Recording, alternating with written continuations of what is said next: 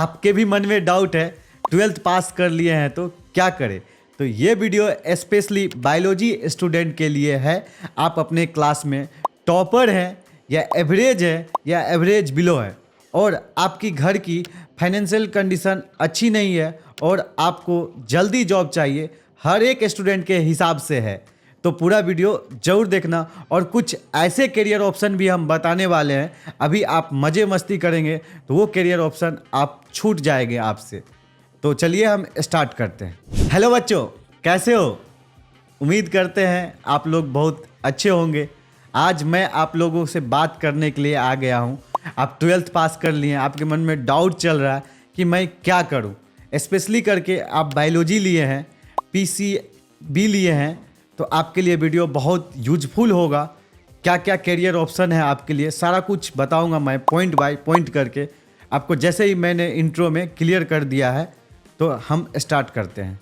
तो pre decide आप कर लिए होंगे तो ये वीडियो आप स्किप कर दे, आप ना देखें। अरे आप अभी तक डिसाइड नहीं किए हैं मैं क्या करूं, PCB लिए हैं तो जैसे पहले आपसे मैंने बात किया, टॉपर है और एवरेज है और बिलो एवरेज है। टॉपर के कैटेगरी में उस बच्चे को हम रखते हैं जो 80 से 90 100 परसेंटाइल लाते हैं, और जो 65 से लेके 80 परसेंटाइल तक लाते हैं उसको एवरेज में रखते हैं। और बिलो एवरेज में उन बच्चों को रख रहे हैं जो बच्चे 65 से बिलो मार्क्स लाते हैं।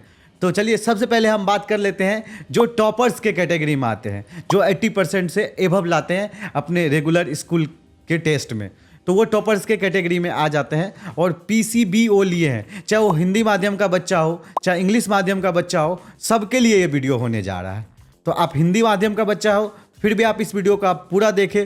और सबसे बड़ी बात, जो आपके फैमिली में या आप गार्जियन कोई देख रहे हैं तो आप आपके बेटा या भाई या बहन कोई भी PCB लिया है तो उसको ये वीडियो आप शेयर कर सकते हैं, या वो कंफ्यूज है 12 के बाद हम क्या करें, क्या क्या करियर ऑप्शन है।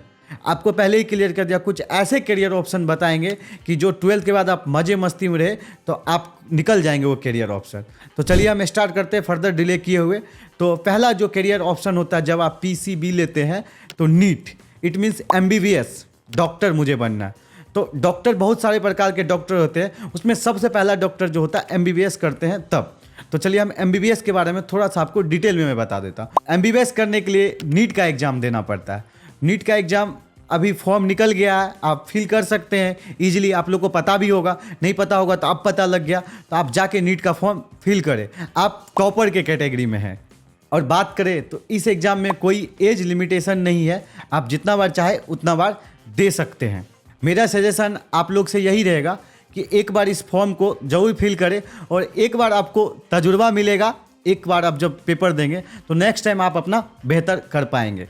तो फर्स्ट बार में आपको ज़्यादा घबराने की ज़रूरत नहीं है। और अब बात करते हैं टॉपर कैटेगरी के बच्चे के लिए बात हो गया। अब जिसको मैंने एवरेज कैटेगरी में रखा था, जो 65 से लेके 80 परसेंटाइल के बीच में रहते थे, उन बच्चों के लिए भी मैं यही कहूँगा एक बार इस फॉर्म को ज़रूर फिल करें, क्योंकि आप भी कर सकते हैं। क्योंकि बहुत सारे ऐसे एग्जाम्पल हैं, मैं आपको बताऊँ, जो हिंदी माध्यम के बच्चे थे बिहार बोर्ड में 59 परसेंटाइल लाए थे, लेकिन वो नीट क्रैक किए थे। तो आप भी कर सकते हैं, कोई डाउट की बात नहीं है।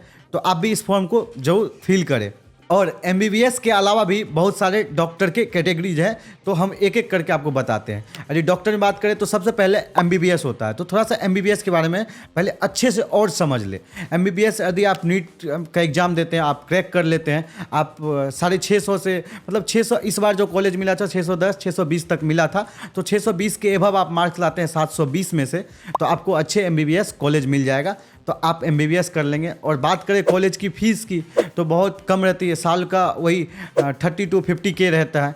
और बात कर ले उसमें भी आप एम्स कॉलेज ले लेते हैं तो आपका साल का वही 5 से 10 हज़ार खर्चा होगा, बस। MBBS आप कर लेते हैं तो पहला कैटेगरी जैसे आपको मैं क्लियर कर दिया MBBS। दूसरा कैटेगरी जो होता है BDS होता है, आप लोग जानते हैं डेंटल। डेंटल के लिए भी इस बार आपको 550 एभव मार्क्स लाना पड़ेगा। आप बात कर ले BMS, ये जो आयुर्वेदिक होता है, तो इसमें जो जिसका हिंदी अच्छा है, संस्कृत फील्ड से बच्चे हैं उनके लिए बहुत अच्छा है। यदि बात करें दोनों में डिफरेंस की बात करें बीडीएस और बीएमएस में, तो कोई ज़्यादा डिफरेंस नहीं है। एमबीबीएस से ज़रा सा ही नीचे का सीट है, आप कह सकते हैं नीचे का डॉक्टर है, बस इसमें भी 5 साल का ड्यूरेशन है, उसमें भी 5 साल का ड्यूरेशन है। आप एमबीबीएस करते हैं तो एलोपैथी का डॉक्टर बनते हैं, जब आप बीएमएस करते हैं तो आयुर्वेदिक का डॉक्टर बनते हैं, बस इतना सा ही डिफरेंस है। क्योंकि आप एमबीबीएस में सर्जरी कर सकते हैं और बीएमएस में भी आप सर्जरी कर सकते हैं, हल्का सा ही नीचे है एमबीबीएस से ये भी। डॉक्टर के फील्ड में चौथा पटमा कैटेगरी जो है बीएचएमएस, आप लोग हेमोपैथी का नाम सुने ही होंगे। हेमोपैथी में थोड़ा सा ये डिफरेंस हो जाता है जिसमें आप सर्जरी नहीं कर सकते।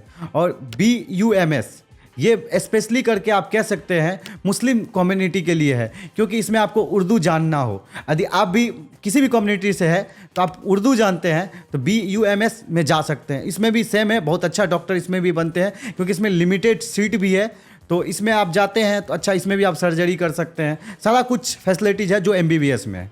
बीएचएमएस के लिए मार्क्स जो आपको होगा 500 एबव लाना होगा। बीयूएमएस के लिए आपको उसमें भी 500 के अप्रोक्स रहना पड़ेगा, लेकिन वो पहले ही मैंने क्लियर कर दिया कि आपको उर्दू ज़्यादा पढ़ना पड़ेगा। आपको भी उर्दू पढ़ने में ज़्यादा इंटरेस्ट है तो बीयूएमएस भी ले सकते हैं। छठा और सातवां डॉक्टर का जो कैटेगरी है बीवाईएमएस और बीएसएमएस। बीवाईएमएस का मीन्स कि योगा कैटेगरी का जो डॉक्टर होते हैं उनके लिए है। बीएसएमएस बैचलर ऑफ सिद्धा, ये इट मीन्स ये जो है साउथ में ज़्यादा इसके कॉलेज हैं, इसमें लिमिटेड सीट होते हैं, तो आपको इसमें भी मिलते हैं तो आप जा सकते हैं। इसमें भी आपको 550 एबव मार्क्स लाना पड़ेगा। और 8वां और 9वां जो कैटेगरी होता है बीवीएससी और एएच, ये उनके लिए है जो बहुत सारे होते हैं, डॉग लवर होते हैं, एनिमल लवर जो होते हैं उनके लिए। आप भी एनिमल लवर है तो इसमें भी आपको 550 एबव लाना पड़ेगा, तो जिसमें आप वेटनरी का डॉक्टर बनेंगे। अभी जो मैं बात किया जो टॉपर स्टूडेंट थे, जो एवरेज स्टूडेंट थे, आप बिलो एवरेज और वीक स्टूडेंट जो है उनके लिए बात करूँगा।